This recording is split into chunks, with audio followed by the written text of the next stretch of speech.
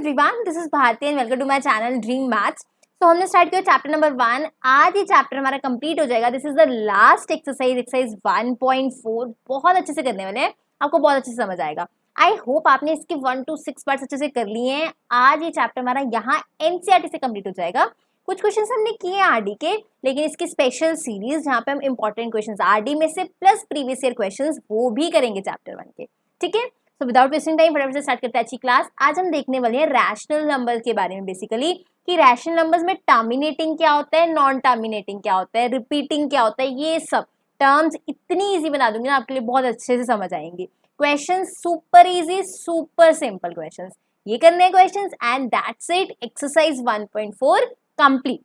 अब मुझे एक बात बताओ, जब भी आपसे पूछा जाए रैशनल नंबर्स क्या होते हैं, आप क्या कहते हो? Ma'am P by Q form जो नंबर की होती है that is the rational form, right. लेकिन P बाई क्यू फॉर्म के अंदर भी आगे वेराइटी है। क्या वेराइटी है? ध्यान से देखो। अगर मेरे पास सिंपल है just 5/2, this is a rational number, क्योंकि मैं इसे P बाई क्यू फॉर्म में लिख पा रही हूँ, है ना, तो रैशनल नंबर है। इसका आंसर क्या आएगा? 2.5। तो this is a rational number जिसका आंसर अगर मैं पॉइंट में निकालूं, सिंपल सा आंसर आ गया, दैट इज 2.5। नाउ आगे देखते हैं। सपोज मेरे पास है दैट इज 10.3। ये रैशनल नंबर है, of course this is P by Q form, पर अगर मैं इसको डिवाइड करती हूँ, you will get 3.333 and up to so नहीं चलता रहेगा। इट मीन्स ये रैशनल नंबर तो है, पर इसका डिवाइड करके एक सिंपल सा आंसर खत्म नहीं हो रहा, ये चलता ही जा रहा है। जो डिवाइड करने पे आंसर खत्म हो गया, जैसे 2.5 आगे कुछ नहीं आ रहा, दिस इज टर्मिनेटिंग। ये रैशनल नंबर तो है, लेकिन इसकी जो डेसिमल एक्सपेंशन है, मतलब मैं अगर इसको पॉइंट्स में आंसर निकालूं तो आंसर खत्म हो रहा है, सो दिस इज टर्मिनेटिंग। लेकिन अगर पॉइंट्स लगा के भी आंसर खत्म नहीं हो रहा, सेम सेम आता जा रहा है, दैट इज नॉन टर्मिनेटिंग। ये खत्म नहीं हो रहा, प्लस ये रिपीटिंग भी है, रिपीट भी हो रहा है। आप देखो 333 ही आया जा रहा है, that is this is non terminating, खत्म नहीं हो रहा, प्लस रिपीटिंग। ये भी रैशनल नंबर की ही टाइप है। रैशनल नंबर या तो टर्मिनेटिंग होता है, मतलब सिंपल सा आंसर है 2.5, बात खत्म। नहीं तो वो नॉन टर्मिनेटिंग, मतलब खत्म नहीं हो रहा लेकिन फिर भी रिपीट हो रहा है। ये भी हमारे पास क्या होता है? रैशनल नंबर की ही टाइप है। क्लियर होगी चीज? फॉर एग्जाम्पल 3.424242 अप टू सोन, मतलब देखो 42 रिपीट होता जा रहा है, इसको 42 नहीं बोलते। पॉइंट के बाद जितने भी डिजिट आते हैं उसको अलग अलग बोलते हैं। ये 42 आता जा रहा है, ये रिपीट हो रहा है, मतलब दिस इज 3.42, ऐसे बार से रिप्रेजेंट करते हैं। तो ये क्या है? ये नॉन टर्मिनेटिंग है, क्योंकि चलता जा रहा है, मैंने डॉट्स लगाए हैं, और इसमें 42, ये 42 रिपीट हो रहा है, तो non terminating, repeating, this is a rational number. Clear होगी चीज? फिर इरेशनल कैसे होते हैं? इरेशनल वो होते हैं, अगर मैं उसका आंसर निकालूं, जैसे 7.6543217 कुछ भी आता जा रहा है, कुछ भी रिपीट नहीं हो रहा। देखो कुछ रिपीट हो रहा है मीन्स पहले 6543 आ गया, फिर 732 आ गया, कोई पैटर्न ही नहीं फॉलो हो रहा, और ना ही ये खत्म हो रही है, तो दिस इज इरेशनल नंबर्स। ये क्या होते हैं? इरेशनल नंबर्स होते हैं। क्लियर होगी चीज? आज हमें बात करनी है रैशनल नंबर्स की। किसकी बात करनी है? रैशनल नंबर्स की। रैशनल नंबर्स कैसे होते हैं? अभी मैंने आपको बताया, या तो टर्मिनेटिंग, जिसका आंसर बहुत जल्दी आराम से खत्म होकर सिंपल सा आ गया, फॉर एग्जाम्पल 5/2 दैट इज 2.5। या फिर आप कह सकते हो नॉन टर्मिनेटिंग, खत्म तो नहीं हो रहे, पर एक अच्छी बात है वो रिपीटिंग होते हैं, और अगर नॉन टर्मिनेटिंग रिपीटिंग है तो वो भी रैशनल नंबर होता है। फॉर एग्जाम्पल मैंने आपको बताया 10/3, 3.333 एंड अप टू सो। ये चीज क्लियर है? Now take out your notebook, ये फटाफट से विद एग्जाम्पल आप नोट करोगे, सो दैट आप जब भी ये खोलोगे एग्जाम्पल, ये चैप्टर, ये एक्सरसाइज, आपको इसी एक डायग्राम से क्लियर हो जाए कि रैशनल्स है क्या बेसिकली। ठीक है, एंड 95 प्लस की तैयारी डे 1 से करनी है। ये मत सोचो अभी तो एग्जाम्स बहुत दूर है, पढ़ लेंगे, अभी बहुत टाइम पड़े, नहीं, यहीं से जो आपकी जो इस बार टॉपर है ना, उसने अपनी तैयारी शुरू कर भी दी है। टॉपर एक दिन में 1 मंथ में नहीं बनते, टॉपर वो होता है जो कंसिस्टेंसी से काम करता है। क्लियर होगी चीज? नाउ स्टार्ट करते हैं। रैशनल्स इरेशनल्स तो क्लियर हो गए। अब इस एक्सरसाइज में क्या करना है हमें? बहुत सिंपल सा काम है। अब हर बार हम डिवाइड करके तो नहीं चेक करेंगे ना कि पॉइंट्स में आंसर टर्मिनेट हो रहा है या टर्मिनेट होकर रिपीट हो रहा है, हमें तो कोई शॉर्ट मेथड बता दो कि P बाई Q फॉर्म देख के मुझे पता लग जाए एग्जैक्टली ये हमारे पास टर्मिनेटिंग रैशनल नंबर है कि नॉन टर्मिनेटिंग। बहुत सिंपल है, आपके पास कोई भी नंबर है, for example P by Q form में कोई भी नंबर दे रखा है, मान लेते हैं फॉर एग्जाम्पल मैंने मान लिया 1/10, राइट। मुझे नहीं पता ये टर्मिनेटिंग है कि नहीं, आई डोंट नो। तो इसमें एक मेथड है बहुत सिंपल सा, जो आपके पास डिनोमिनेटर में होगा ना उसके फैक्टर्स निकाल लो, निकाल लेते हैं। That will be 2 5 the 10 and 5 5 the 1। मतलब मैं इसे लिख सकती हूँ 2 इंटू 5। अगर आप किसी भी रैशनल नंबर में डिनोमिनेटर के आप फैक्टर्स निकालते हो और वो 2 और 5 है तो आप उसको टर्मिनेटिंग रैशनल नंबर बोल सकते हो। 2 5 के अलावा और कोई फैक्टर नहीं आना चाहिए। 2 की पावर 1 इंटू 5 की पावर 2 हो सकता है, कोई प्रॉब्लम नहीं है। 2 की पावर 2 इंटू 5 की पावर 2 हो सकता है, कोई प्रॉब्लम नहीं है।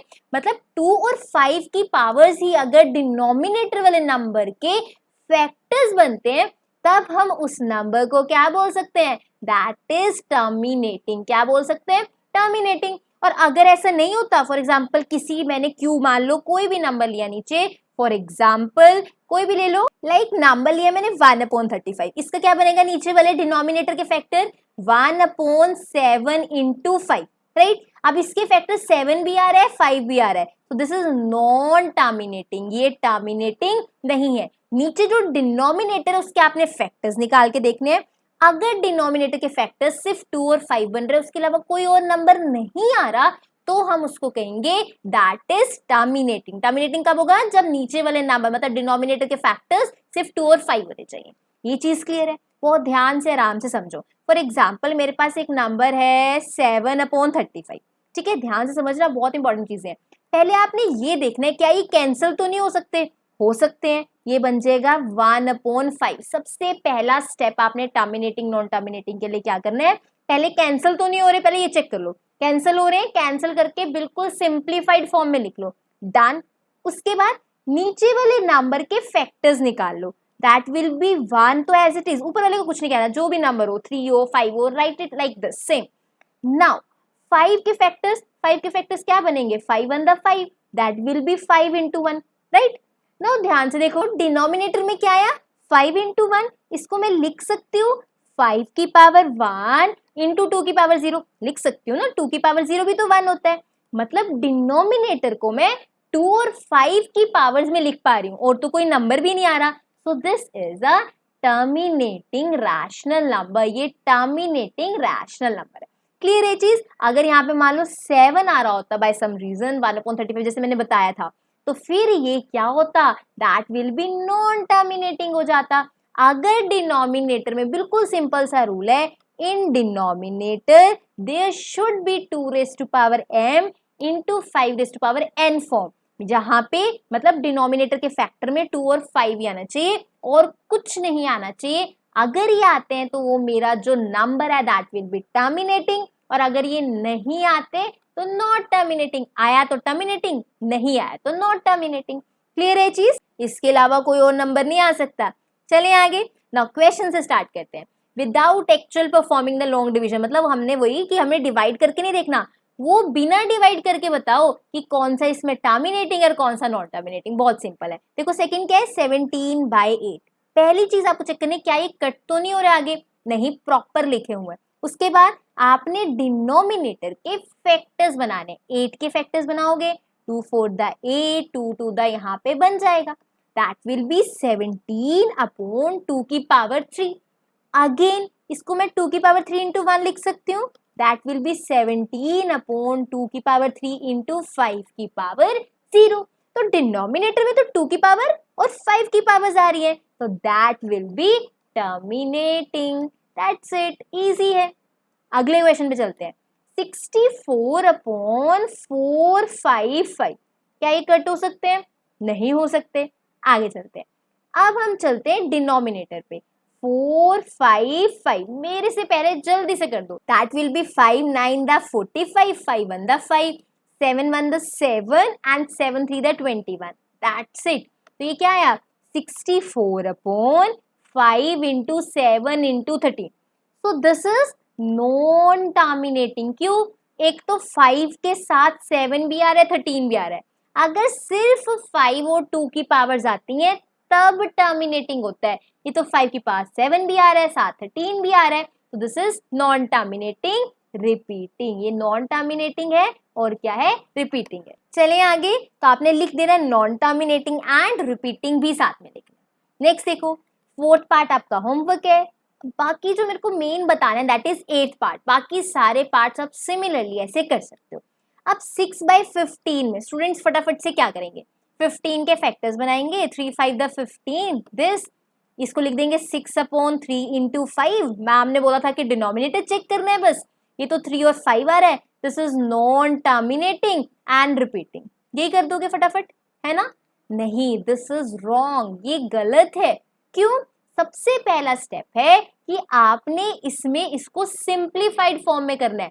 क्या ये कैंसिल तो नहीं हो सकते? हो सकते हैं, ध्यान से देखो, 3 2 द 6, 3 5 द 15। पहले अगर वो कट हो सकते हैं, कैंसिल हो सकते हैं, तो पहले उसे सिंपलेस्ट फॉर्म में लाओ, उनको को प्राइम बनाओ। को प्राइम का मतलब बिल्कुल सिंपलेस्ट फॉर्म, कट कर सकते हैं तो कर दो।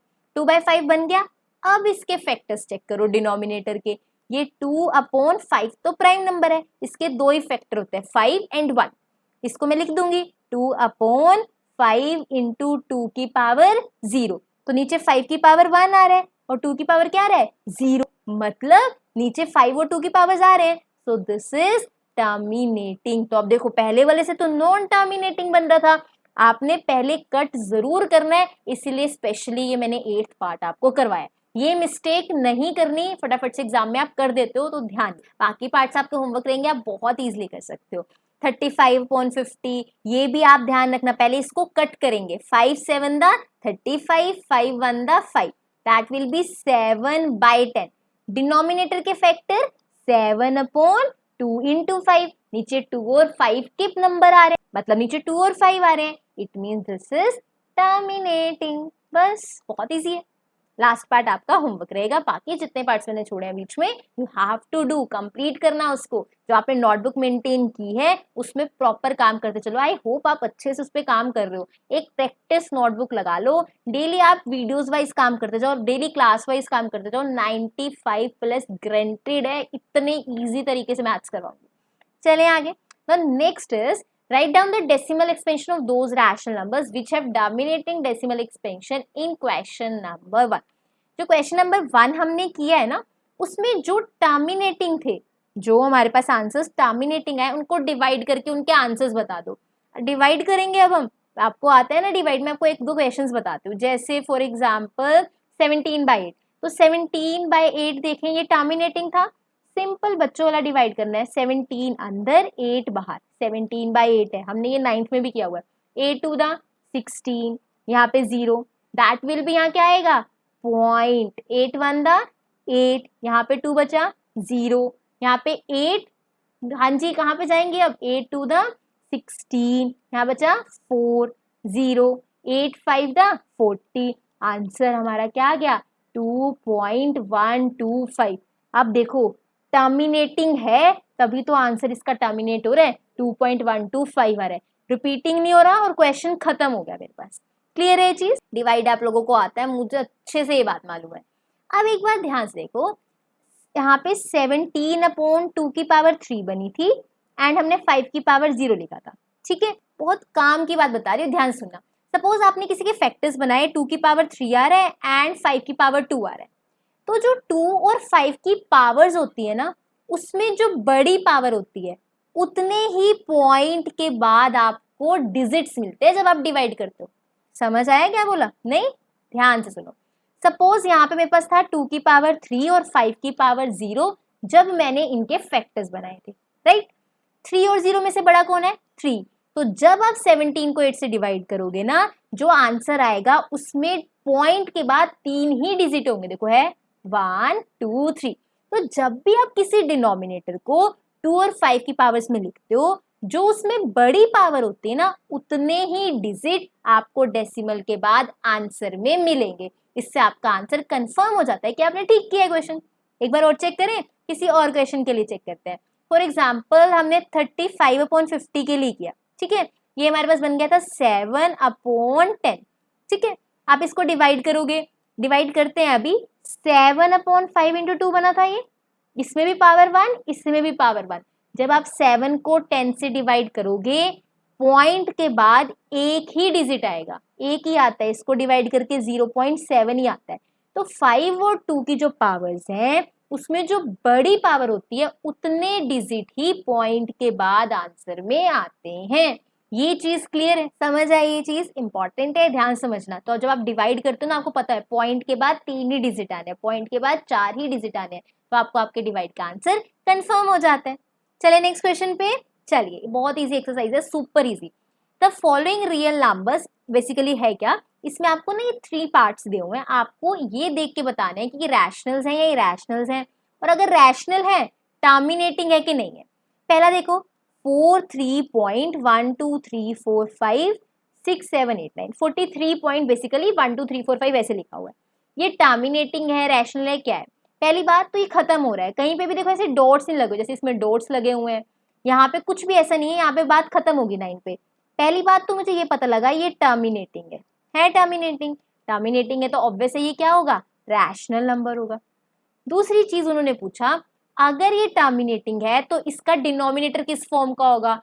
जो टर्मिनेटिंग होता है उसका डिनोमिनेटर 2 की पावर m 5 की पावर n टाइप का होता है, जहां पे m और n क्या होते हैं, इंटीजर्स होते हैं। बस इतनी सिंपल सी चीज। अभी तो हमने किया कि अगर 2 की पावर m 5 की पावर n फॉर्म मिल रही है तो वो टर्मिनेट होगा, तो इसमें उल्टा पूछ लिया कि अगर टर्मिनेटिंग है तो उसका डिनोमिनेटर किस फॉर्म का होगा, इस फॉर्म का होगा। क्लियर है ये चीज, बहुत सिंपल है। सेकंड पार्ट देखो, इसमें 0.120 1200 12300 अप टू सोन चलता जा रहा है।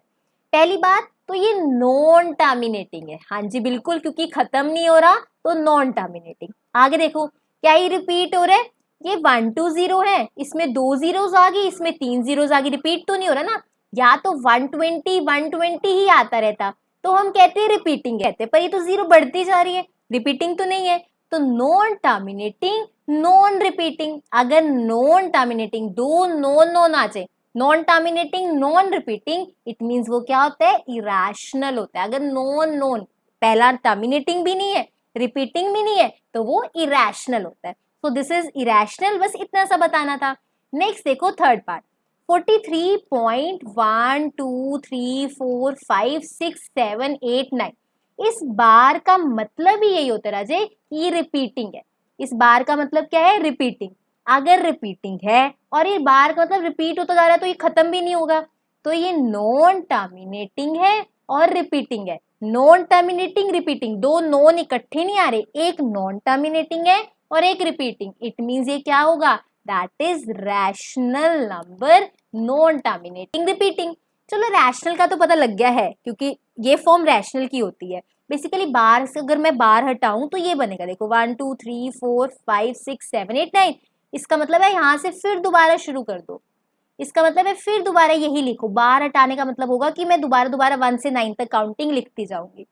अब एक चीज और, ये तो पता लग गया, अब इसके डिनोमिनेटर के बारे में बता दें। हाँ रैशनल नंबर तो है पर इसका डिनोमिनेटर कैसा है, क्योंकि ये रैशनल नंबर नॉन टर्मिनेटिंग है, टर्मिनेटिंग नहीं है, तो जो इसका डिनोमिनेटर होगा वो 2 की पावर m 5 की पावर n फॉर्म का नहीं होगा। ये तब होता है जब मेरे पास टर्मिनेटिंग रैशनल नंबर हो, ये तो नॉन टर्मिनेटिंग है, तो जो मेरा डिनोमिनेटर होगा वो इस फॉर्म का नहीं होगा। बस आपने ये लिखना है, this is a rational number but the denominator is not of the form this where m and n are, क्या है m and n, non negative integers. m और n नॉन नेगेटिव इंटीजर्स होते हैं, ये चीज ध्यान रखना। मतलब आप जो m और n है 0 1 2 3 4 ले सकते हो, आगे काउंटिंग तक नेगेटिव नहीं ले सकते।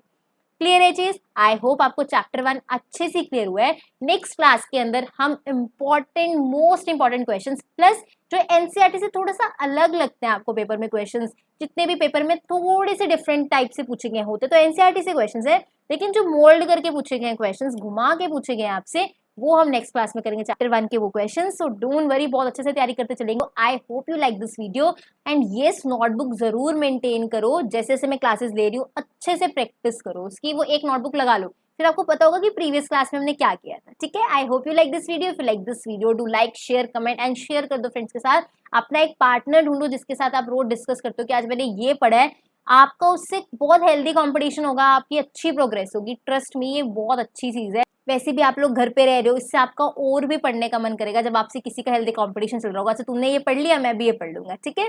आप फ्रेंड्स के साथ शेयर कर देना, और अब तक अगर चैनल को सब्सक्राइब नहीं किया तो कर लेना, बेल आइकन को प्रेस कर देना कि जैसे ही क्लास अपलोड हो आप फटाफट से चैनल पे आओ और फटाफट से वो अपनी क्लास को देख लो। Thank you so much for watching.